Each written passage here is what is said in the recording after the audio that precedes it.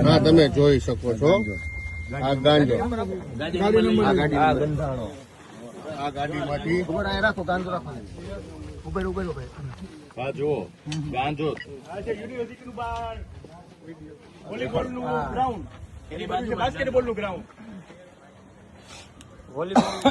Volleyball ground અને થોડું નહીં ભરપૂર પ્રમાણમાં છે કે જેના આટલા ગાંજા ઉપર નાર્કોટિક્સ નો કેસ થઈ શકે એવી જયારે વેચાણ કે એનું સેવન થતું હોય તો પણ આજની આપણી પોલીસ છે એ નિષ્ક્રિય છે. અને આપ જોઈ શકો છો કેટલો બધો ગાંજો છે. હજી આની અંદર પણ છે. મૂકો આમાં.